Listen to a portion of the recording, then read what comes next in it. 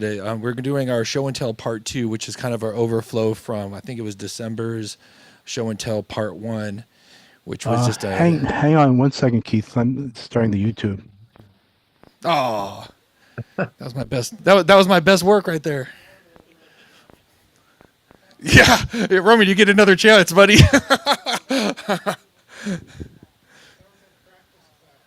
Yeah, exactly. Now you got it. That was more of a clap. I need a clop. When she's photobombing a volcano, you got to give her some credit there. Yeah,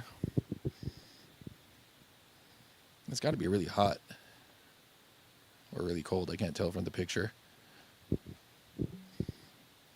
Roman, not Roman. Spencer, let me know when we're ready.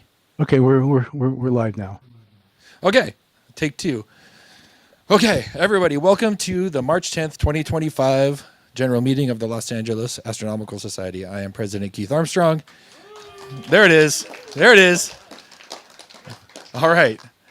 All right, you guys did better. I felt my best work was on the first one, but you guys really rebounded nicely. But still, it is an exciting meeting for us. We have a lot to do, so I should get to it sooner than later. This is our show and tell part deux. This is where we have more people, more members sharing really cool astro stuff that has happened over the past year, 2024. There is a scad of cool announcements that I'm going to address after they are done so that we're not leaving our guests waiting. So I'd like to jump right into that. So I would say without further ado, let's get to our first presenter, which is going to be Chris Valdivia. Is he here? Yes, I am. There he is. Hey, Chris, how are you? Good, guys. How are you? Great. Okay. Well, All right, the floor is yours. thank you. Well, for any of you guys that didn't know, I have moved to Texas, and it's quite dark sky. What I did want to bring up, and I think David, you have been to TSP, Texas Star Party, is that correct? Are you talking about David? Me? Yes, that's true. Yeah, Yes, many that is times. true. Okay. Did you go last year? I went to the West Tech Star Party, so the actual TSP was in conjunction with the eclipse, and Yes. so I went to the West Techs on Prude Ranch last year. Yes. Okay. All right. Great. I just wanted to confirm that. All right. So for those of you guys that don't know, Texas does have dark skies, and they do have a very big star party. It is actually coming up this next month, and it's going to be running, I believe, through the 21st through the 27th. Tickets are still available if you want to go ahead and go. It is based down near McDonald Observatory. I had the privilege of going up there last year and visiting during their Dark Sky Festival. And it is absolutely spectacular. They have great speakers, they have great facilities, fantastic facilities, and you have access to everything. Literally, you can walk in through the guided tours, you can walk right up to everything. So I'm going to go ahead and share my screen and kind of go through a few of these things here. If I can, here we go. Share screen, share screen.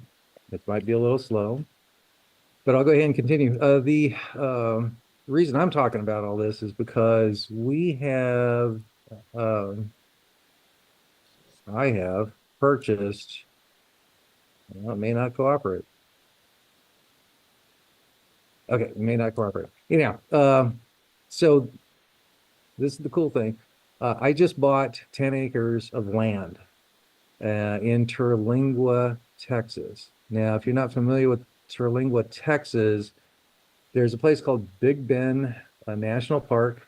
There's also, so yeah, no? Okay, great. There's also another place called Big Bend State Park. And right in between these two locations, you have Terlingua, Texas. The exciting part about this is it's portal to sky.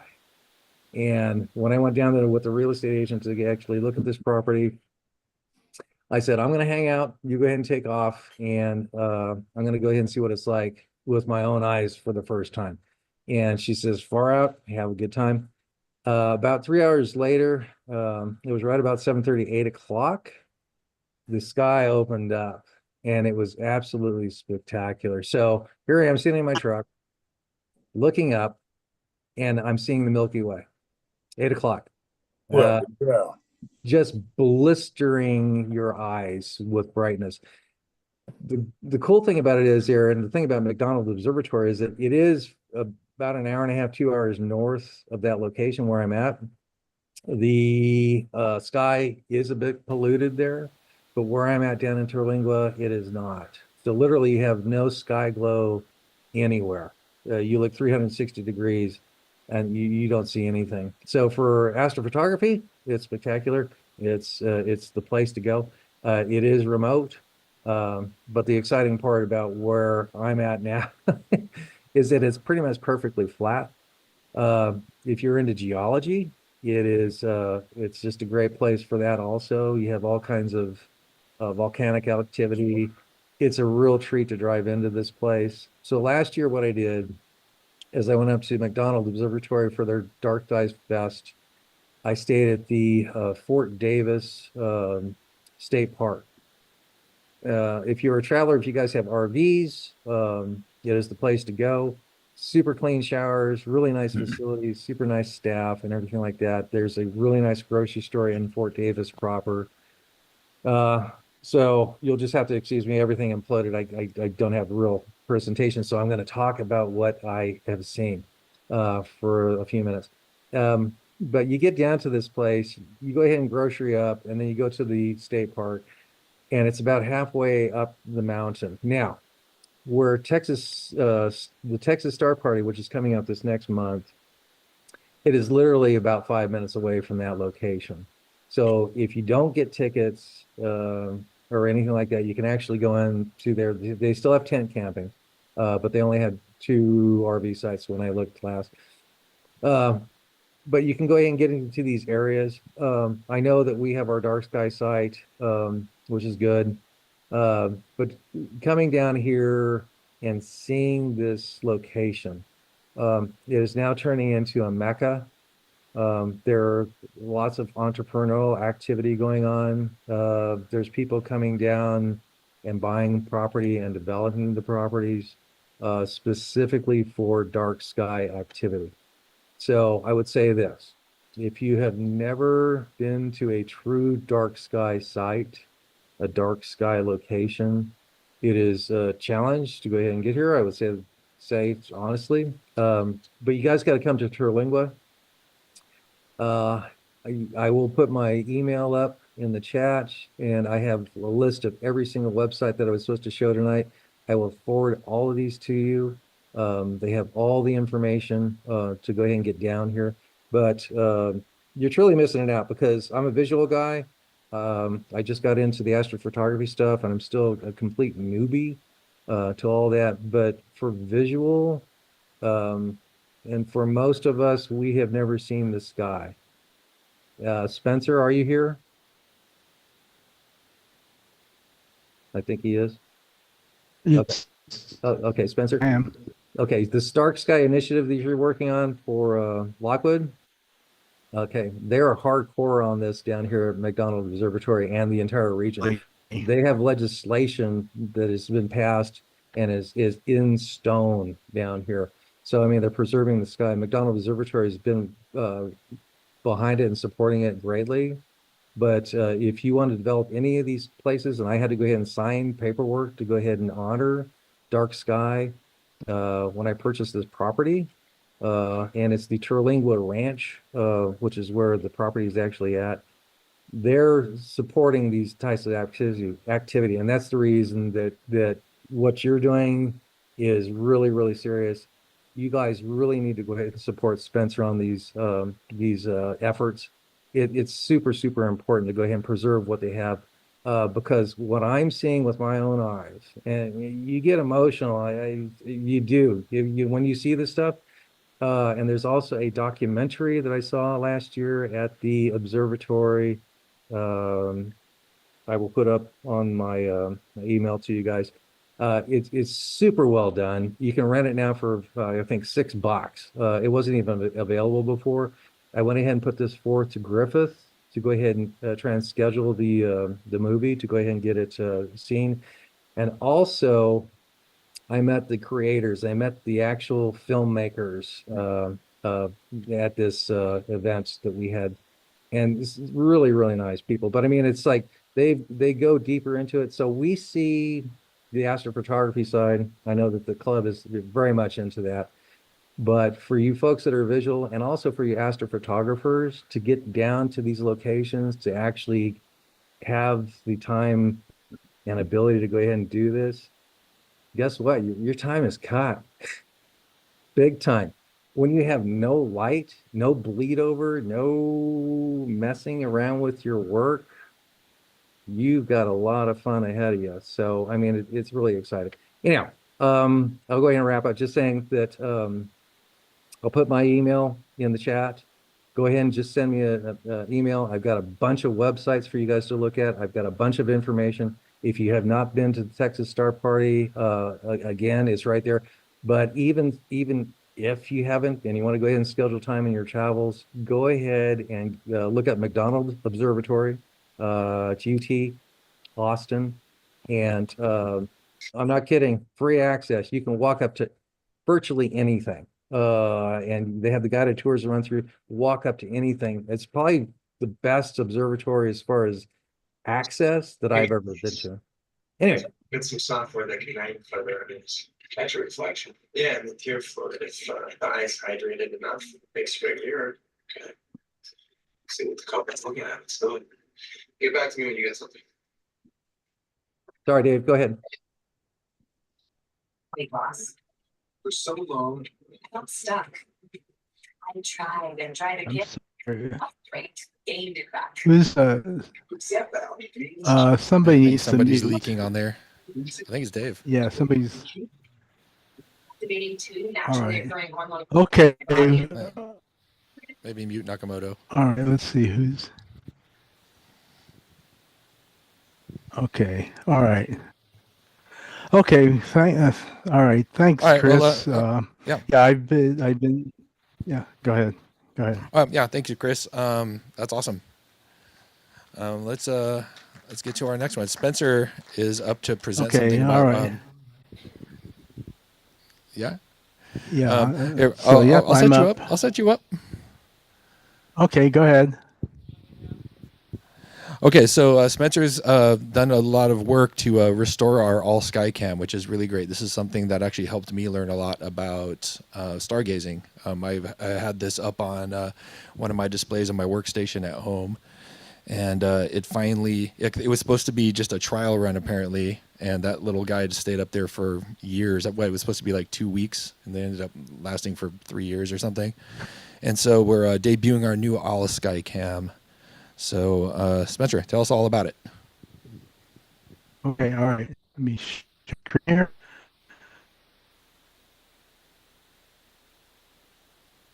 All right. Everybody see this? So this is this is a good I can Lockwood now. So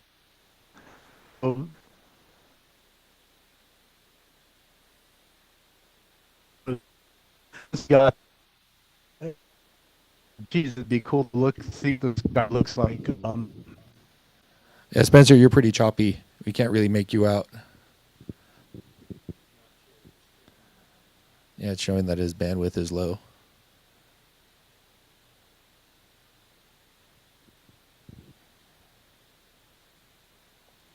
Very low.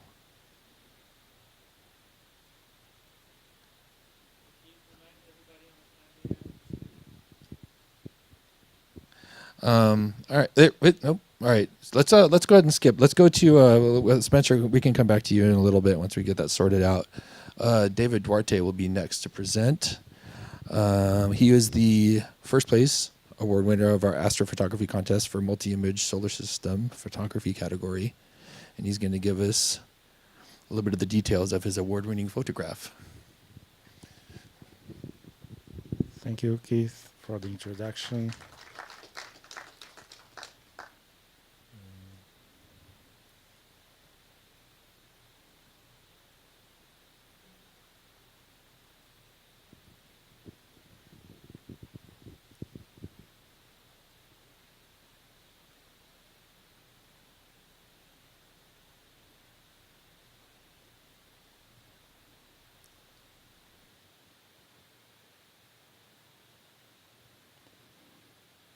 Okay, so first of all, let me express how deeply honored I felt by this recognition by.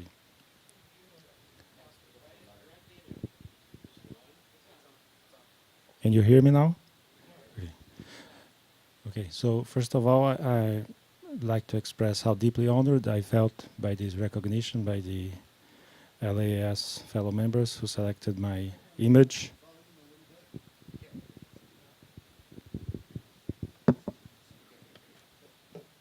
This one maybe?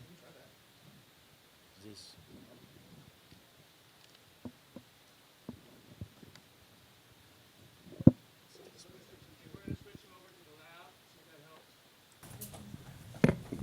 Try that.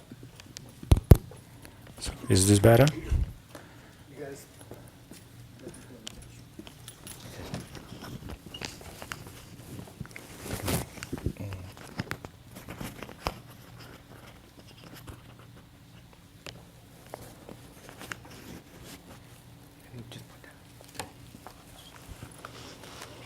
Give it a try. Before Evelyn's there. Can you hear me now? It's still very soft.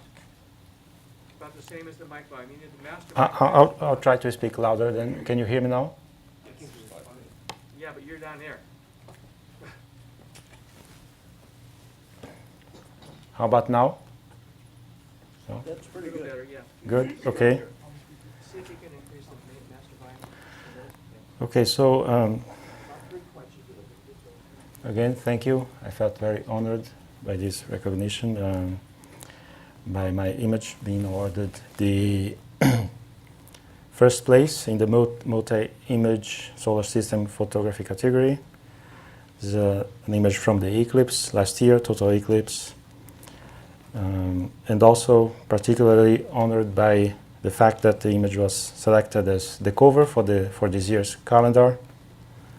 Truly an honor. Now a little bit of the story, or I should say the saga involving this eclipse.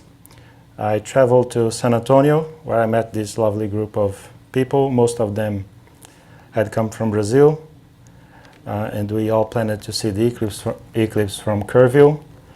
However, because of bad weather forecasts, including my own, I was performing some forecasts of my own. I have a meteorology background.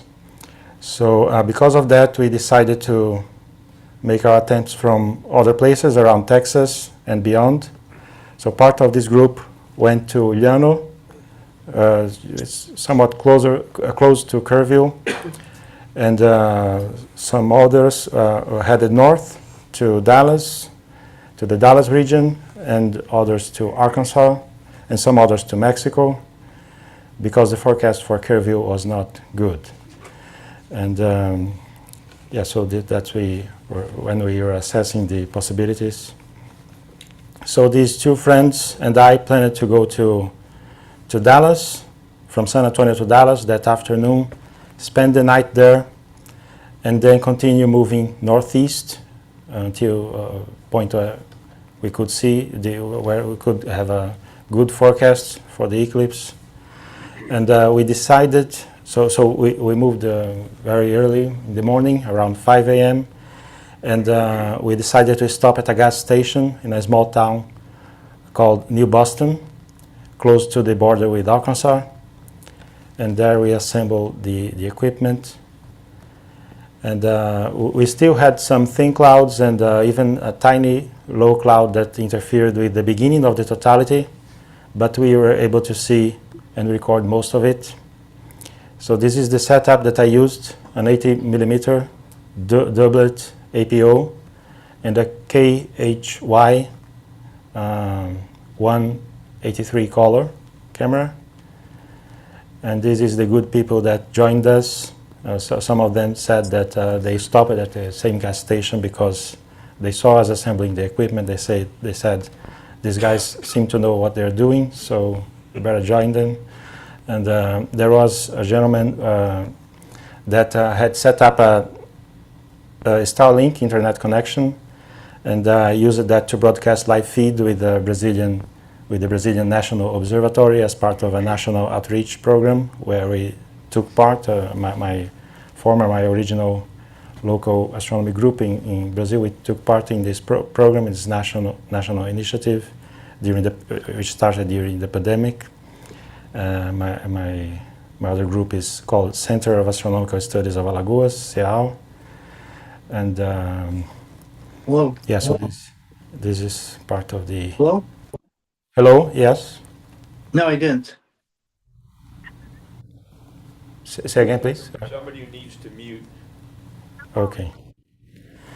So we were able to see and record the eclipse. I submitted a video and some collages of processed still frames to the NASA APOD editors, and the video that I submitted was trimmed and selected as the APOD of April the 14th. This is the video. Let me see if I can make it, if I can play it. I don't think it's playing, so maybe after I finish the PowerPoint. So as for the collage that I entered in the contest, processing was relatively simple. First, I should say that I was surprised with the definition of these images. These images here that you see, they are the original subframes just extracted from the video and deburred. So they already came with this definition. I knew that this camera was good. I even had gotten another APOD back in 2020 with this camera attached to a 12-inch mid-ACF telescope. And I knew that the sampling would be good for this kind of event with this telescope. But it still turned out better than I expected. So it ended up being totally worth paying the airline for the second large suitcase that I carried with me in the trip to Texas to bring all these equipment. And the intention was precisely to hopefully do better than what people usually do with when trying to photograph this kind of event, which is with DSLR cameras and standard objective lenses. And so for processing the video, I used Photoshop to stabilize the images. This gentleman here has a good tutorial on YouTube on how to manually stabilize image frame by frame. And I followed that tutorial because I had used the alt-azimuth mount, so tracking was poor, so I was constantly correcting, so the image was never in the center. So I had to stabilize first. Then I used PIP, Planetary Image Preprocessor, to extract and deburr the frames. And the post-processing was done with Photoshop, very slightly, basically some color corrections. You can see that there are some green hues, some yellowish hues, because the white balance was not very well done during the capture. So the corona, you can see that there is a color in the corona, it should be silver. And so I did only some very gentle sharpening because it's not stacked images, it's still frames, so it wouldn't tolerate heavy processing. And the software that I used for the collage was also Photoshop. And that's it. Let me see if I can play the video now.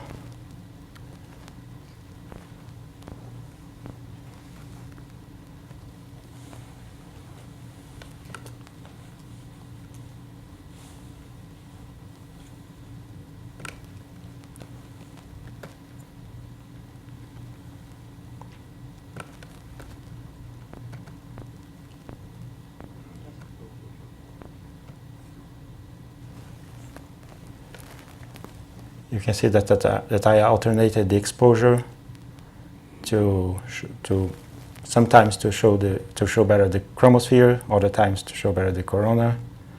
You can also see the rugged lunar limb here, and that's the end of the title of the APOD was How a Total Solar Eclipse Ended. So again, just one more time, you can see the rugosity of the lunar surface, the lunar limb, especially here. The Bailey's beads, right? And specifically from New Boston, you can see that coincidentally the eclipse ended precisely where that huge prominence was located. That huge prominence was easily visible to the naked eye. And that's it. Thank you for your attention. Great. Great photo. Thank you. Pretty excellent. Thank you, David. Hey, I'm back finally. All right, Spencer, you want to jump back in there with the Okay, all right. all Skycam? Yeah, sorry about that. My computer, everything just died. So my laptop. Okay, let's see. Here we go.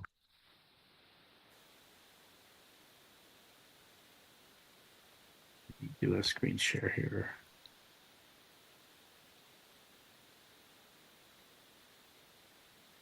Okay.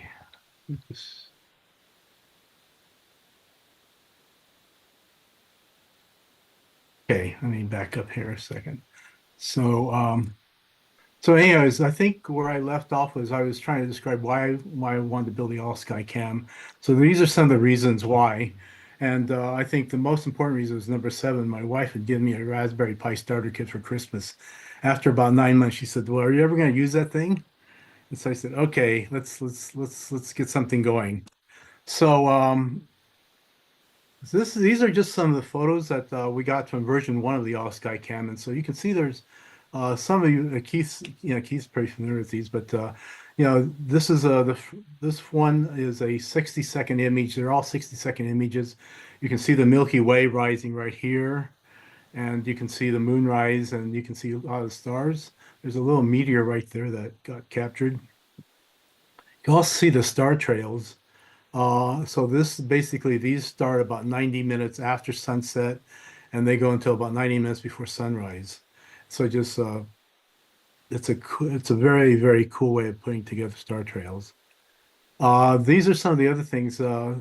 These are captured during a family night. So the red at the top are tail lights from cars as they're leaving the site. But this one shows the Starlink trains. So you can see quite a few. So in one 60-second image on the left, you see 3 Starlink trains, and there's one on the right.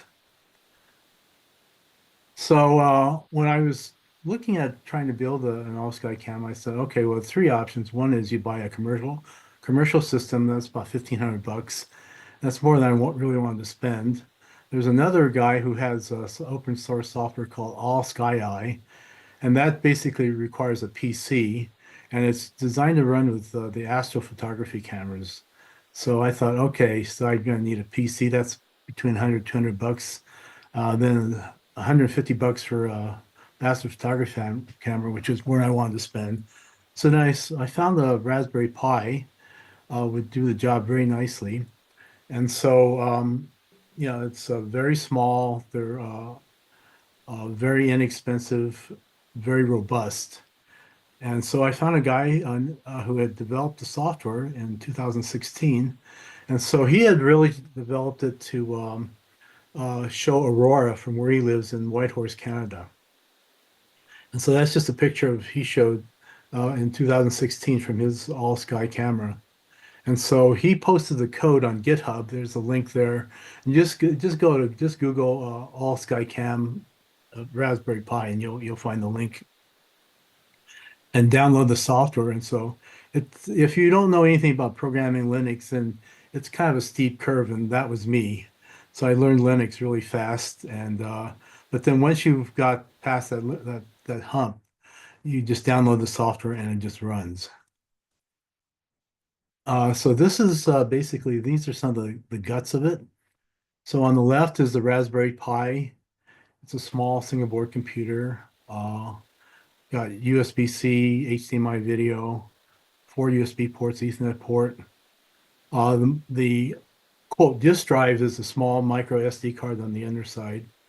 On the right, you see the camera, which was an inexpensive camera. It's $50. And then the lens cost me less than $20 for the lens and the adapter, and that quarter shows you the relative size of things. And so then I was concerned that I needed something to keep dew from forming, since this is going to be out exposed all the time. So I had an Arduino that I'd used. I built one for a dew heater for my telescope, and so I just adapted that. So I basically, that's the humidity sensor right here, humidity and temperature sensor. Those are around about $3 a piece, really expensive. So this picture shows a Pi with the camera hooked up to it. I built my own dew heater, so I took 15 ohm resistors and hooked them in series, then stuffed them into copper tubing with some heat compound on it to basically act as a nice thermal conductor. And so that generates about 1.5 watts, which is enough to keep the dome warm and keep it from fogging up. And so the version 1, you can see on the left, it was just a box that I had. I threw everything in the box, didn't bother bolting it down. It looks like crap. And I did put some insulation around it to keep it from getting too hot. And that's the picture on the right. And that picture right here, the little white spot is the humidity sensor. So that was version 1. It was deployed as a proof of concept for about 1 month. And it lasted so well, the 1 month turned over into about 3 years, over 3 years. And then about 3 months ago, it started failing. So I had to have Al recycle the power every couple of days. And so I thought, okay, it's time to work on version 2. So this is version 2. So I use a lot of PVC piping. So this shows the innards. This is the Pi right here. It goes into this 4-inch PVC tubing. There are ventilation holes at the top with screens to keep insects out.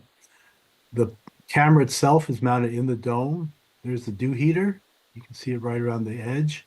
And this is the bottom. There's a fan in the bottom that sort of pushes air up into the tube and then out the vents. And so there's a sensor in there that when it hits a certain threshold, it turns the fan on. And then this is the other side of the outside of that box. So you can see the fan with a cover, the humidity sensor, and then there's a plug for an Ethernet and power connection. And one of the things I built into this was better remote monitoring and a remote power reset, so I can just basically toggle the power on and off from my house. And this is what it looks like mounted on the roof at the at SCAS. And this is just a time lapse. It shows this is from March 2nd. So let me just play it.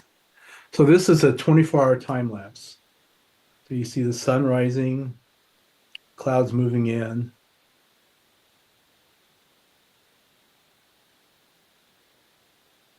It's foggy, starts raining. Lots of rain. Clears up. And you can see Jupiter moving off to the right and Orion near the lower right.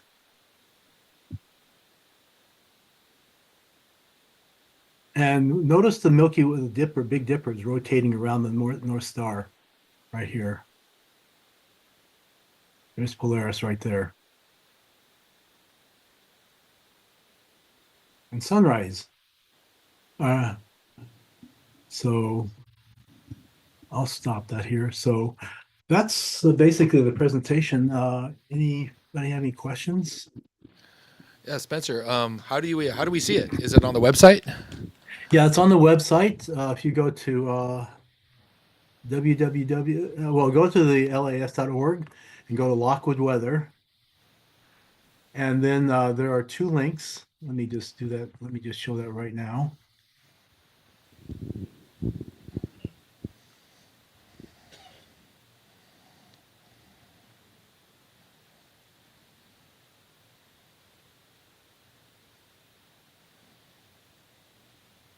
Scroll down here. So there's a live update, live view. Now I'm trying to figure out how to make this thing so it launches automatically when you click on it. But so this is what it looks like as of 9:36:50. I think we're still looking at your time lapse right now, Spencer. Oh, you are. Oh, sorry. Yeah. Okay, here, let me share again.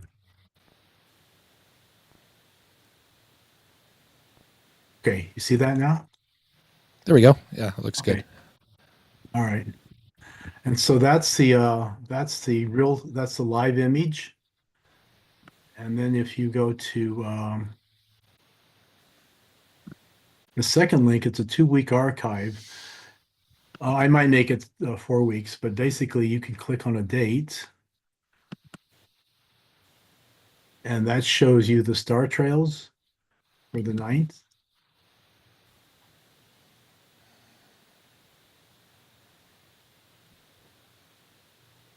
Which wasn't very much because it was pretty bright. So there's an algorithm that if the sky's too bright, it's not going to make very many star trails.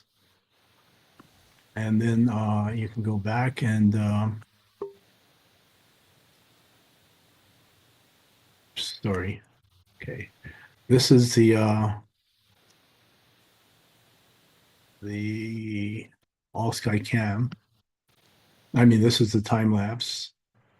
You know, you've seen that before. So I'll stop that one.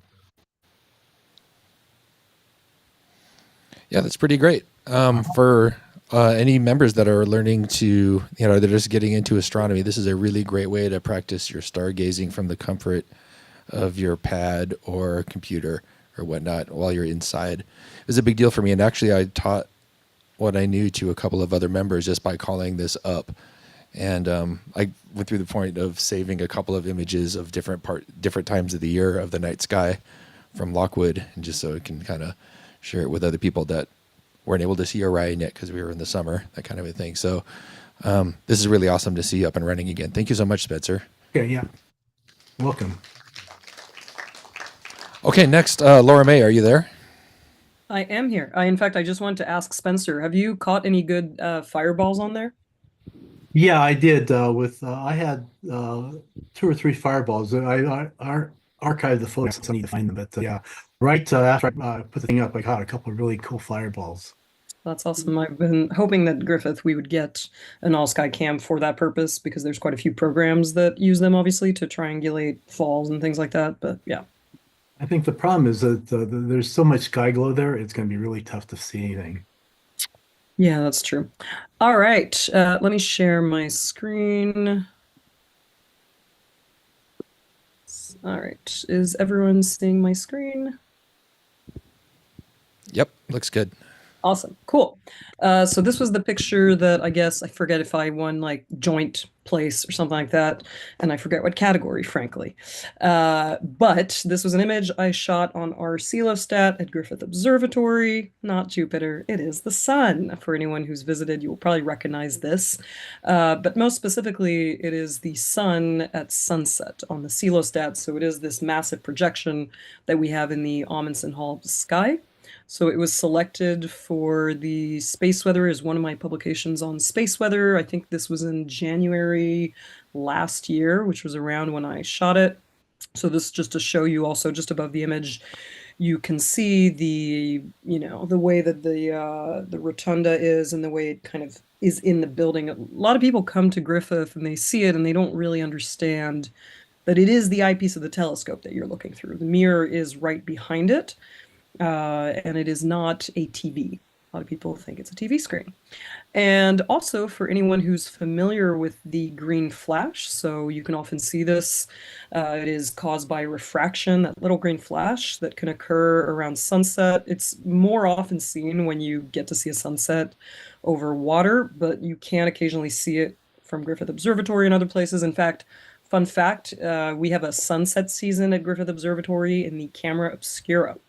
So that is often from roughly, I think it's April until September. Around that time, we will watch the sunset in the Camera Obscura, and you can sometimes see the green flash in there.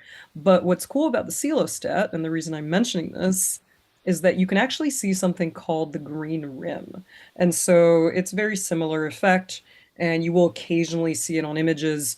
And so this is a close-up of the coelostat, just again, that glass pane, where you can very clearly see some sunspots, and you can see that green rim that is caused by refraction. Very, very difficult to see unless you have a very large image. So going back to the coelostat, I'm very lucky to be one of the people who operates it some days. It is a wonderful, wonderful piece of equipment. You'll notice, so these are 3 of the mirrors that bounce the image down. And these are 13-inch mirrors. So this was taken on Halloween of last year or the year before, when I went dressed as the sun and a giant prominence, a very famous prominence. So this is in the dome, and unfortunately you cannot access this dome. I, in fact, today was discussing whether we could one day have a little gallery like we have for the Zeiss. That would be so cool. But you cannot, the public cannot access or see inside this dome, apart from occasionally when we rotate it, and occasionally we will rotate it in the direction of the roof, so occasionally you can see a little bit into it. This is an old image I found, and I want to show you this also as a preview of what we'll be doing on All Space Considered for our show in April. We'll be doing a time travel episode, and I will be talking about the coelostat. So this is an old image I found. I couldn't find the date of it, but this is to show you that glass mirror that's right behind that pane of glass. And this is someone adjusting it. We never touch this mirror. It is fixed in place. In fact, it's had a couple of issues. It needs re-silvering. It has a little swoosh on it. But yeah, so it has stayed pretty static. So this is a more modern image where you can see that shaft where the light is coming down. You'll recognize Evan, who was kind enough to teach me when I started working at the observatory. He introduced me to it and was kind enough to teach me how to use it. And that's that long staircase that goes up. And so this is to show you the schematics of how it works. It is the world's only triple beam coelostat, which makes it pretty amazing. There are a couple of other places that have a coelostat like this that's in a building. Where I went to school, Paris Observatory, the Meudon campus, we have a solar tower that's absolutely enormous. But yeah, this is to show you the, so it has obviously these 3, that white light sun image, the spectrohelioscope, which is not a spectrohelioscope anymore. It is in fact just an H alpha, and then the spectroscope on the other side. And it is the entire building.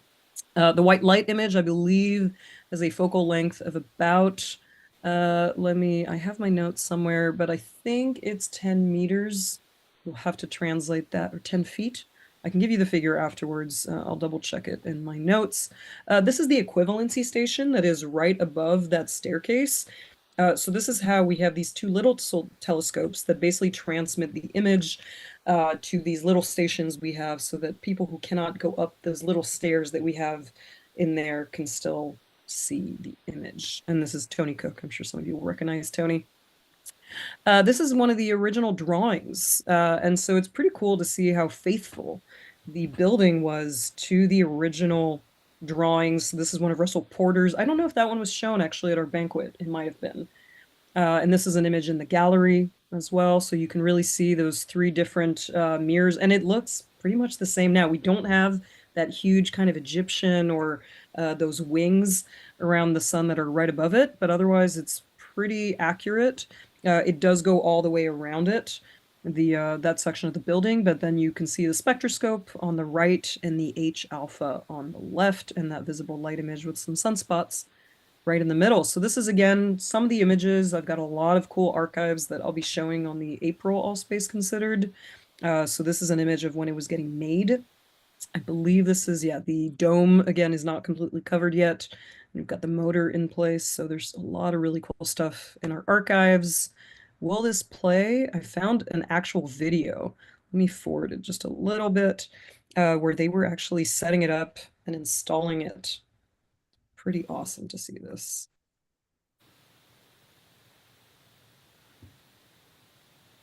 So this is the whole setup. They were installing, I forget which, the Gartner? I'll be honest, I don't know what it is. But this was part of the construction that was happening, where they were setting it up and putting some of the elements inside of the dome, through the dome. So pretty cool. You'll have to join us in April to see more of this. And the coelostat is famous, not quite as famous as the Zeiss, This is an image I found in our archives. There are films that have been shot there. Most of them are, you may have seen the Griffith Observatory many times in films, obviously.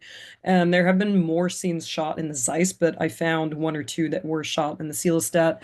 This is some alien film. Again, I can't see my notes on here, but it was an alien film, I believe, in the 1950s. So pretty awesome. I wish I could get the footage. And this is inside the Celestat, something that would never happen today. This was our celebration of the 50th anniversary in the 80s, I think 85. So pretty awesome to see this even again. We would never do this now, but this is the image taken by our director, Dr. Krupp, of the release of the balloons. I'm sure that that was pretty cool to see. And this is a more modern image that I shot actually in December. You may all be aware we've been doing a lot of celebrations of the standstill, the lunar standstill. So we are right now at the top of that 18.6-year cycle. And so we are seeing where the moon rises and sets kind of at the maximum point over that 20-year cycle. And so this was one of our events for the lunar cycle, the maximum standstill at moonrise. So we have lines on the western side, but we don't have any lines on the eastern side. Then I shot this through the Celestat just before closing it. And the Celestat, by the way, I don't have any images, but it has been used in the past to observe the moon. Something I've always wondered about. But Vanessa mentioned she could not find the pieces of equipment that were used. There was an eyepiece that could be installed, I'm guessing, at the end of the mirror. But yeah, we don't have any, I have not found anything yet. And this just show you a couple images. It's a pretty cool place. Also, you know what? You get to see the clouds drift some days. You get to see all the sunspots with amazing detail. You get to see planes. One of the cool things when you come at sunset, you really see really cool stuff.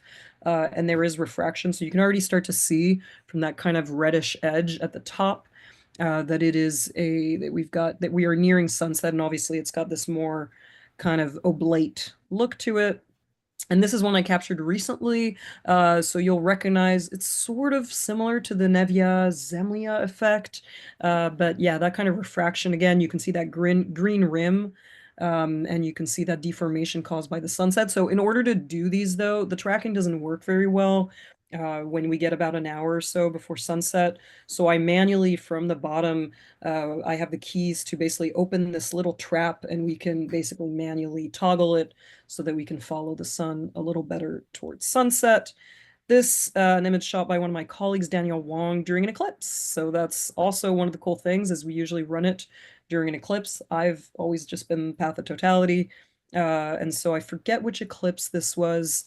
But yeah, it's pretty awesome I'd actually really love to see detailed shots of this in order to see kind of, if you can see that rugged edge of the moon, those details. I'm not sure if you can really detect that on the Celestat, but worth investigating. This was a Mercury transit that was shot, I believe, in 1999. I think the next one is in 2035, possibly. There are also some cool images we have of Venus transits on there. So pretty awesome. And this is an image that I made that was published in the Griffith Observer of sunspots. These were some of the best, most interesting sunspots from, I think this was 2022. So very active kind of start when we were just about to, the start of the cycle was really ramping up.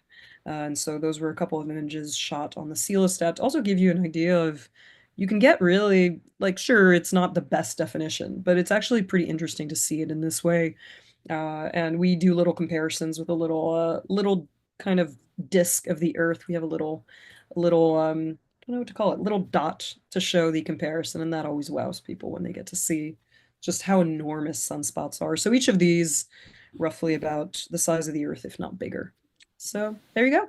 And that is our Celestat at Griffith Observatory, and we'll talk more about it on All Space Considered in April.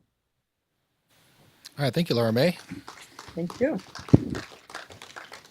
All right, is David Bararu here? He's not.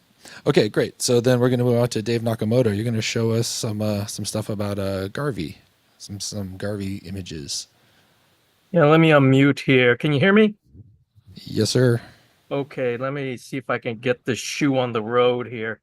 I gotta share, and then I gotta jump to. All right, can you see that? Not yet. Not yet. Hmm. Go fish. Let's try that again. Share. Oh, I have to share this? Okay. Share. How's that? There you go. Okay. Yep. All right. Now All right, with go all for these it. all these things flashing across. Okay. I'm gonna try and make this brief. If you want to know more about Garvey Ranch equipment, put it in the chat. Whether you want me to write about it or whatever. But this is the best photo I have. This was taken January of last year. Almost all these were last year because, as some of you may or may not know, and in my journey to try and see that eclipse back in April, I broke my back and I've been on my back for 6 months after that. So I haven't done a lot of imaging, but this one was interesting because I was only aiming for that guy. 507. And then I noticed, wait a minute, I know that ain't a star, and that isn't a star, and so I just got curious what that exposure eventually had. If you could see the file description, these are 10 images each, 60 seconds each, taken at Garvey Ranch Park, and I'm amazed at the amount of galaxies. And are these all the galaxies in here? No, they're the most obvious ones. Obvious once I started looking for them. So we experiment with stuff like this when there's slack periods, deep sky stuff, to see just how deep we can go. And actually, we can go fairly deep with Garvey Ranch. But that's not the only one. When the moon's out, we'll photograph the moon. I don't particularly care for I care for all the phases of the moon equally, more or less. But I like the ones where it's like a day before. This is a day before or day after full moon, because here you're seeing differences in ground reflectivity. This is not due to shadows. All the stuff here, that's actually is darker than that stuff there. And yes, that's a pretty bright one there, but you can see the shadows are still there. That's how you can tell this is not quite a full moon. By the way, any questions or comments, just like put it in the chat. I'll pick them up as soon as I can later. And we occasionally photograph the planets. Now we cheat a little bit on the planets because SharpCap allows you to, which is our capturing software, allows you to just sample a portion, any portion of the imaging device. And obviously I got in pretty tight with this one. And if you're curious, yes, there's a red spot. One of my characteristics is I like to make north up and left east, just to stay consistent with an upright view. And everybody's favorite, this is actually fairly long, 89 exposures, each 10 seconds each. And probably helped with, it indicates in the file name, GrapX. So, yeah, my notes are my file names. You know, date, time, object, exposure, width of this thing. This is the full frame, 4,944 pixels on the cross. And the background glow, which is our bane at Garvey Ranch, as you can imagine, was eliminated by GrapX. And so I'm sold, because of the use at Garvey Ranch, I'm sold on SharpCap. I'm sold on GrapX too. But this was not Garvey Ranch. I have to show this one off because during that Mars being occulted by the moon, I managed to capture this. This is very high magnification. That field of view across is only 7 arc minutes. And yes, that is not moon shadows. That is atmospheric distortion, which no amount of stacking, this is the straight video, no amount of stacking, no amount of this, no amount of that could completely eliminate that. However, we had a little better luck on the other side, where there's polar cap.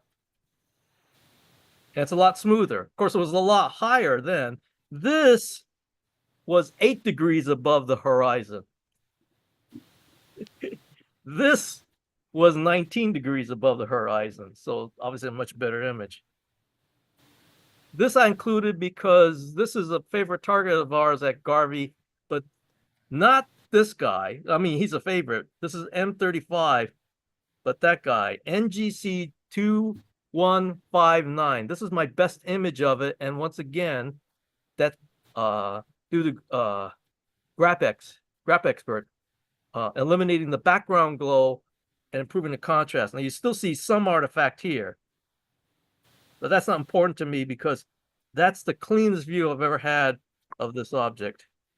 And they're right next door to one another, same field of view. And because the Mars opposition was such a hot topic, this is my best image, North Polar Cap. That's Syrtis Major. So if you see a big black feature, it's not really that black, but dark feature on Mars that extends from one hemisphere almost to the north, that's probably Syrtis Major. And that may be the eye of Mars disappearing, but I couldn't swear to it. But we still see some remnants of the South Polar Cap too in this view. And the northern Mare Borealis, I think is the name of this feature, surrounds the North Polar Cap. And that's it. So Thank you, Dave. Chat. You're welcome. All right, that's awesome. Next is going to be Shane Winter with his Okay. stereoscopic Stop the share. slides. There we go. I think this is where astronomy meets archaeology to some degree. All right. Ooh, microphone. Okay. As hinted, I have a long-time fascination with stereoscopic imagery, which does not share very well either on Zoom or in person, so this is going to be fairly brief, and mostly invitation. Because as we were doing a little bit of archaeology in, I'm looking at Keith, at Garvey Ranch, we found a box full of 35 millimeter slides that were in pairs, which, well, I can show a picture of that later. They were in pairs.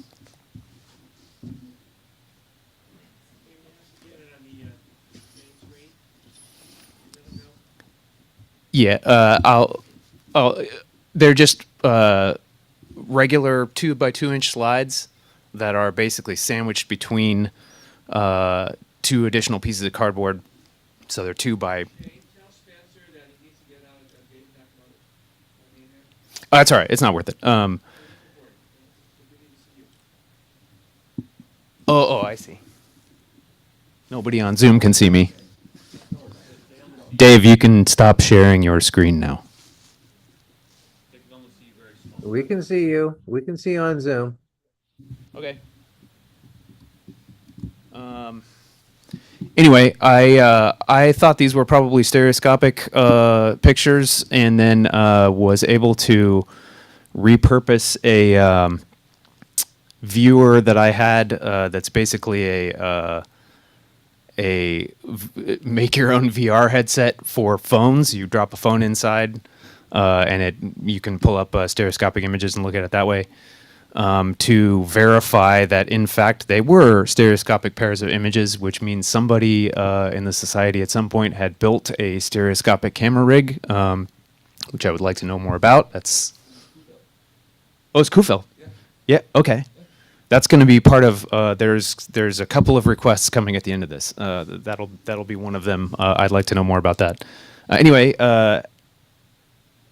Encouraged by the fact that there is a whole box of stereoscopic slides, I went ahead and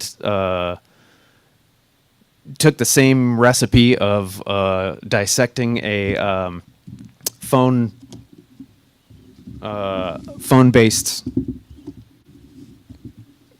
VR headset and built a little light box around it, and then cut what I believe should be the right shape for those slides. I don't know if you guys are able to see that now, but basically this is there's a hinge on it. It closes magnetically. This thing has all of the normal accoutrement for stereoscopic. So there's a wheel on the top of it for adjusting interocular distance and a focus on the front here. And I'm going to leave this with that box at Garvey, which is where the invitation portion comes in. If you find yourself there visiting and think of it, carefully find that box, pull out some of the slides. We've seen some pictures of early Lockwood observation of the 31-inch telescope. I haven't gone through a whole bunch of them, but presumably there's more interesting stuff in there because I think I've only seen about 6 of the slides.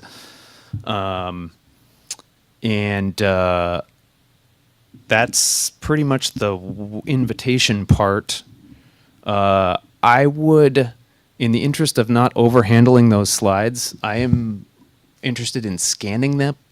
So if anybody has a slide scanner that can handle regular mounted 35 millimeter slides, and I'm not so much interested in a flatbed scanner, more the feed kind that will be able to do raw high resolution scans, do let me know. I'll probably make a post on Groups.io about this probably Wednesday. Actually still have to swap out a light source because this one is battery powered in it at the moment, and I have a wired one ready to go in it. That's pretty much that. Stereoscopic viewer.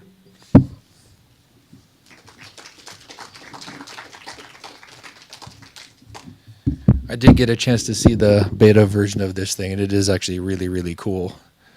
So if Dave Nakamoto's imagery is not enough to drag you down to Garvey, or just asking Tim random questions about the cosmos, then also you have this as well. So come on down, but probably not this Wednesday.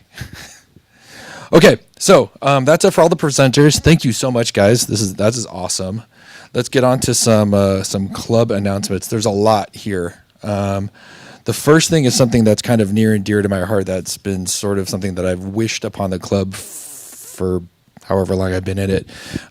We have a subscribable club calendar through our Groups.io. So they'll look for it on Groups.io. There's going to be an announcement, and I'll probably have Andy make a blast with instructions on how to do it. Yes. You can go on the Night Sky Network and learn everything, or you can go on the Groups.io, or you can look on your own phone or tablet, whether you're Android or Mac, whatever you want to do. It can be on there and live amongst the rest of your life.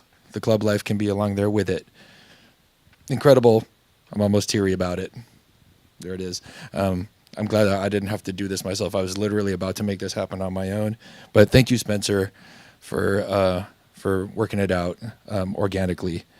So that'll have Dark Sky Nights on it. It'll have Garvey on there. It'll have all the outreaches, all the good stuff. So look for that. That's another one. That's a really big one. Next is, speaking of Garvey, Garvey has a new roof.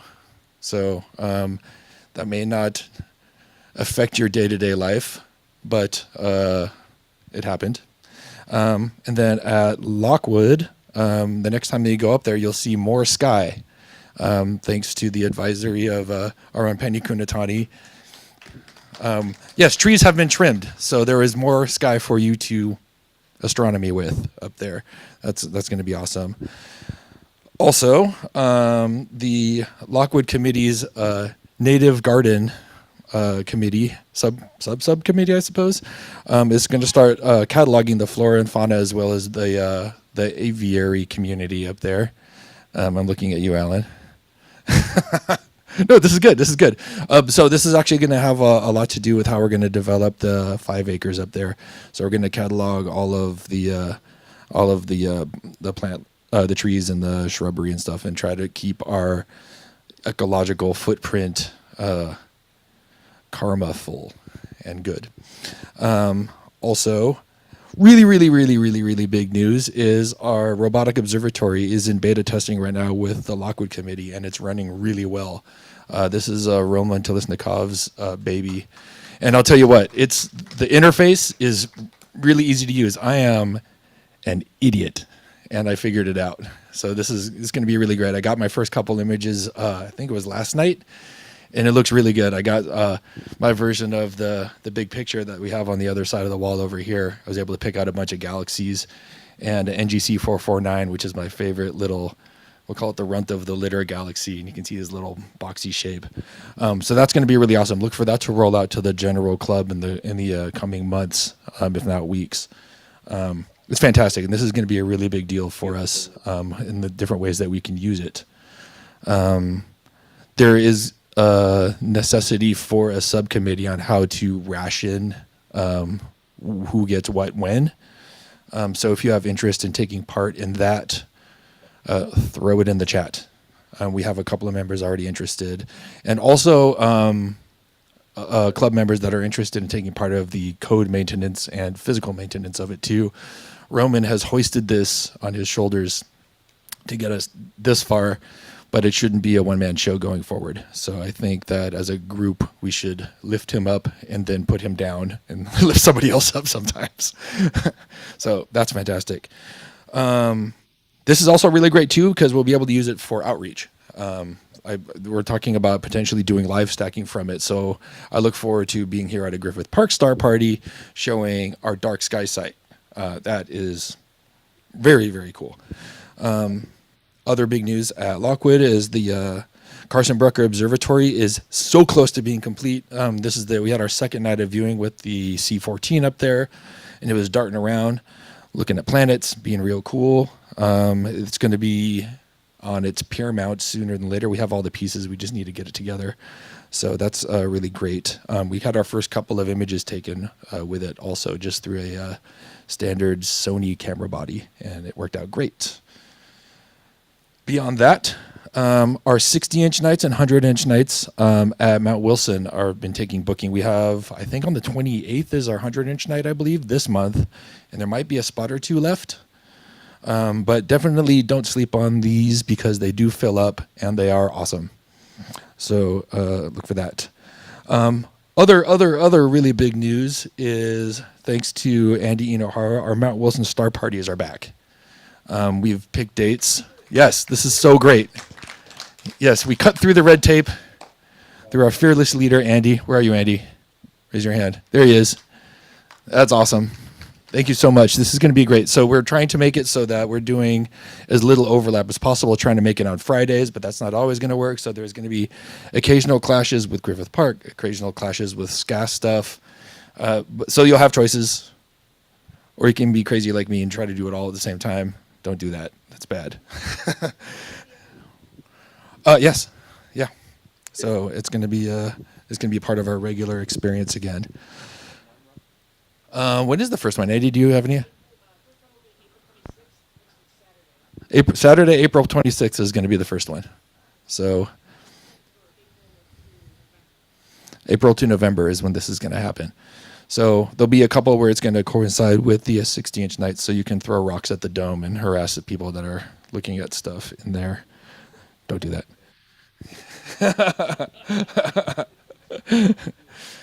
Don't actually do that. Seriously. Okay. And all right. So that's that with that. The next bit of announcement has been very cool. You've probably seen a little bit about it in the newspaper. Our Star Party Silver Lake has kind of gone viral. It's been really, really awesome. We had, at our last big one that we had, there was about 500 people that showed up, including the LA Times, who did a little write-up on us. And one influencer who usually does this cool stuff to do around LA, and he thought we were cool enough to be in that. And that blew up even for him. So now, it's kind of like taking a life unto its own. Through that, the Star Party Silver Lake's own Instagram gained 10,000 Instagram followers in a week. And it's gained, I think we're at about 11,000 now, if I'm not mistaken. It's really crazy. I mean, we had like 700 before that. So that's really awesome. The last one of those outreaches that we did, we had people coming up asking us like, "Oh, this is so great. This is exactly like that thing I saw on TikTok." I'm like, "No, man, this is the thing that you saw on TikTok. Like, we are they, and you are it." So that's been awesome. I heard from Ed Dempsey, who runs the club Instagram page, and he said that the amount of activity that we've gotten through the club's Instagram surpasses actual astronomy. So that's pretty wild. Like, you know, comets and eclipses and stuff. This was a bigger deal for that. And we got somewhere almost 1,000 new followers to the club Instagram too. And then beyond that, we ended up getting somewhere in the neighborhood of 40 new members this month. Yeah. So not yet, but just wait, because the next one, which is going to be on the 20th. So we're skipping this Thursday again because we keep getting weathered on. We are going to have media presence again because of what happened the last time. The NBC National News is supposed to show up. This is the Lester Holt thing, I believe. They're going to be covering us, so we're going to get national coverage on this. And iHeartRadio is supposed to be sending a representative, and then the LA Times is coming back again to do a video bit for their Spectrum News channel. So show up and wear a clean shirt. Let's just put it that way. Come do it. Come do it. This is pretty awesome. We do these big ones with music, usually on the Thursday leading up to the star parties here. But we do it every Thursday, regardless of musicianship. In fact, we did it last Thursday when it was cloudy, and we all just hang out. It's just a good excuse to hang out with some friends and share the night sky. It's great. It's been such a pleasure being part of this. Thank you to all of the regular members that show up. It's been really special to me. And with that, I'm going to segue this to my Good Heavens segment that I started. It's highlighting a member that I feel like is going above and beyond and needs to be singled out. I'm going to look beyond Roman, and I'm going to call Bobby Cabbage Stalk down. Can you come down here, Bobby? Come on. Bobby is a guy that we met actually at Silver Lake. He's a local resident who was like, "What are you guys doing down here?" I'm like, "Oh, it's some astronomy stuff." And they really kind of made it, he kind of like made it what it is. He's become a member since then, and he's the one who's really pulled in a lot of the attention that we've been getting. He's the one who made he runs the IG. Yes, he does. He's the one who makes the little flyers. He's a fantastic guy. Now, part of the thing is the club has sort of segments. There's people that generally only show up at Griffith Park star parties. There's people that generally only show up at Garvey. Some people I only see in the general meeting on the screen. Bobby generally only shows up at Silver Lake. And I feel like now is a good opportunity for me when I can to introduce people to people that you wouldn't otherwise see. So everybody, this is Bobby. He's a really good dude. Nice to meet you. Hi, everybody. It's a pleasure. Nice to meet you. Yeah, super stoked. Especially thankful for Keith and meeting Justin and Shane and Andrew and all the guys who hang out at the Silver Lake location. I live right there on the corner. So it's just been really a blessing for me to be able to just partake in something that I'm very passionate about and grew up doing with my family, and being able to share a commonality with people who I otherwise probably wouldn't encounter has been great for the past few months. Thank you. Yeah. That's amazing. So this is Bobby. He's a good dude. Come say hi to him at Silver Lake. Yeah, come hang out next March 20th. We're expecting tons of people. It's been such a joy. Lots of friends, lots of families come too, and we're expecting a large crowd at the next one. So the more the merrier. It's really just a great time to come. If you have your own personal telescope, please bring it, and please engage with the community, families, children. It's beautiful. There's dates, local businesses come. It's just unbelievable. The outreach has been amazing, and it's just hope it continues to grow. Yep, it's been awesome, and we've officially partnered with Pine and Crane, the restaurant right there, and they have recommitted to supplying a bar. So that's also a thing too. But keep it classy, Michael. Okay, that's that. Thank you so much, Bobby. All right, so that's it for the announcements. The next Griffith Park Star Party is going to be on April 5th. The next outreach for Silver Lake, like I said, is going to be on the 20th. Garvey, can I go ahead and call it, Tim? Okay, so we're not doing Garvey for the third week in a row. So when we do finally do it again, it's going to be extra special, and probably finding where all the spiders go and we're not there. We're going to know they're getting comfortable right now. And I think that covers all of the goods. I think it's time for some door. Oh, sorry. Penny, come up. Penny has an announcement she wants to make. I'm so sorry, Penny. And come all the way up. Come on. All right, here we go. Thank you. For those of you who might have known Paul Keene, a long-term member from a while back, and he hasn't been active for several years because he's been really, really sick. I talked to him a couple days ago, and he wanted me to say hi to everyone in the club. And I asked him about if people wanted to call him. He said no.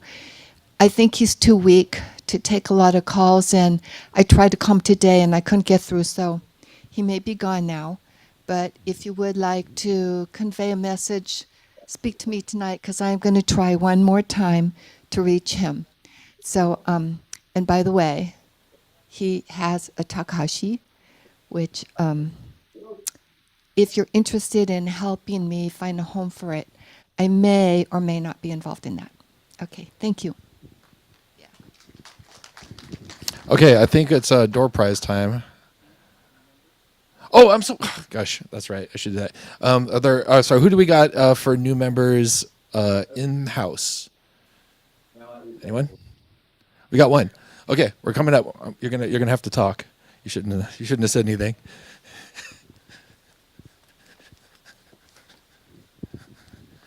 What's your name, sir? Well, hello everyone. My name is Eli. Excuse my voice, but I'm very happy to be here. I've always been into astrology all my life, and this is something that I'm getting myself into more, and I'm glad to be a part of a community like you guys. Thank you. Thank you. Anyone else new and fresh? Oh, we got another one. All right, getting my steps in today.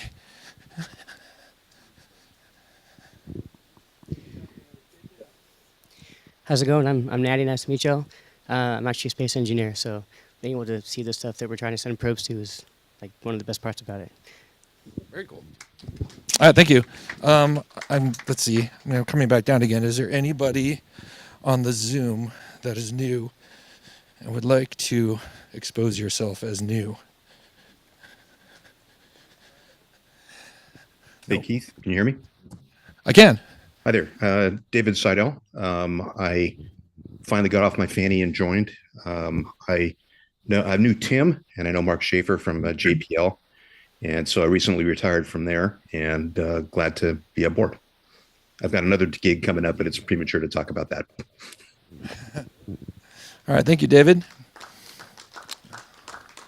Anyone else out there? No, Dave, you've been around for a while. Okay, let me go to the other Dave. Let's do some door prizes. All right, welcome to Griffith Observatory, Leonard Nimoy Theater. We're going to be giving away 3 gifts here and 3 door prizes on Zoom. So, Spencer, who should we start here first, or you want to go first? Did you do your thing with the picking them? Getting the names? You're muted right now, Spencer.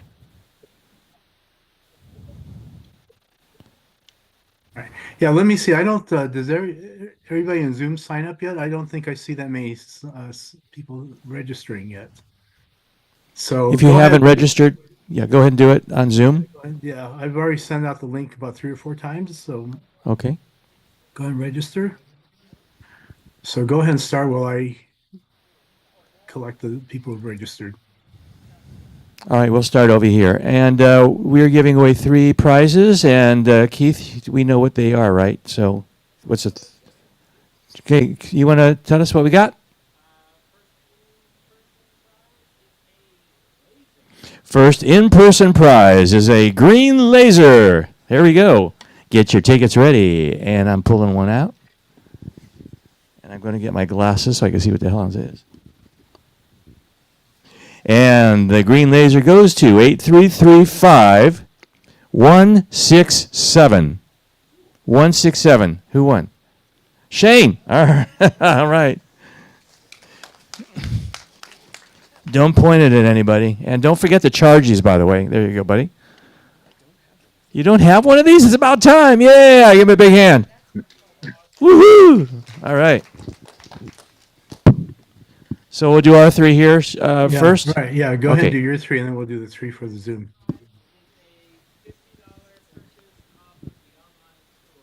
A $50 purchase on the off of the online store. Here we go. And by the way, if you haven't been online, go check it out. We do have our own store with a lot of great gifts. A lot of great things that you can purchase, from shirts to what do you call handbags, all kinds of, and mugs. So everything's there. It's really cool. Here we go. And that person who wins the $50 certificate is number 8335. 158. 158. Who got it? Who got it? You got it? And who got that? Who's the Andrew. Oh my God. All right. Congratulations. All right. And the last one.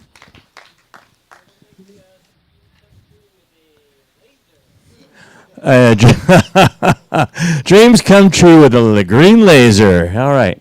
Here we go. The number is 8335. I'm sorry. This reminds me of a story with Nady, what happened last time. Okay. 163. Please turn it down. Right up there. And the name? Okay. We got it. Congratulations. All right. And here's the laser right here.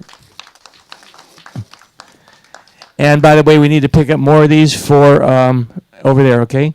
To bring them over here. What? Okay, great. Congratulations. Enjoy. Make sure you charge it first, okay? And then don't point it at anybody or any airplanes or jets. Okay. So, Spencer, it's all yours. Okay, hang on a second. Okay.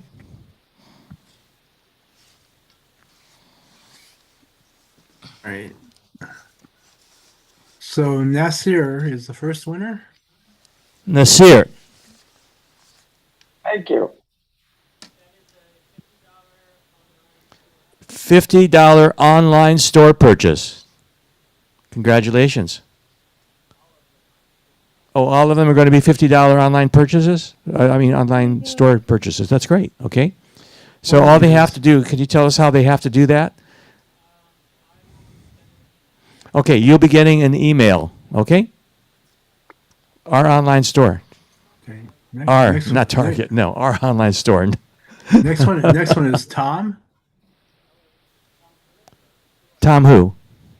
Let's see. Tom didn't put your last name on, Tom. Tom H. Tom. Well, it's there's just only one Tom on the. Yeah, but we need to know who to send the email to. Yeah, right. I have the email. Okay, you want to talk to Tom Moto. Okay, Tom who? Tom is T-O. Tom H. TOMMOT at pacbell.net. Okay, got it. Tom H. Okay. Okay, make sure you write that down, Spencer, for him. Okay. Yeah, I have the Okay. address here. Okay. All right, great. Thanks. Congratulations. Go ahead. All right. And the next one is let's see. Let's see, what are they getting for the next one? Same thing, right? $50 online store purchase. Andy and Veronica Jones. Andy, Veronica Jones. Yay. All right. $25 each. Okay. and is that it? That's it. 3. Okay, right? and I would like to make a quick announcement. If you are interested in doing outreaches, we do need people around the area, all over Los Angeles. I just did a Whittier one, and we had at least 300 to 500 kids there. And we had 1, 2, 3, like four people out there helping us. So we need people that are all over LA. Please contact me. My phone number is available directly. You can contact me via phone or my email, and let me know who you are and what area you live in, when you're available to do outreaches, because again, this club thrives on doing schools and we're really happy to do that. Okay, and I will be sending them on the group's IO as well as on the Night Sky calendar to let you know when those are available. And that should do it. Keith, you're up. Thank you very much. Okay, thanks for hanging in there. It's been a great meeting. I think we've all grown together. It'll be in a month. All right, let's see. I'll look at our new calendar. I have it right here. I can tell you specifically when the next one of these is going to be. It is going to be on April 14th, on 4/14. If you can make it, come here. Dave wants to see you. All right, so for everyone here, thank you for coming. Drive home safely. Be safe. For everyone that's in Zoom land, don't drive anywhere. Go to sleep. Good night.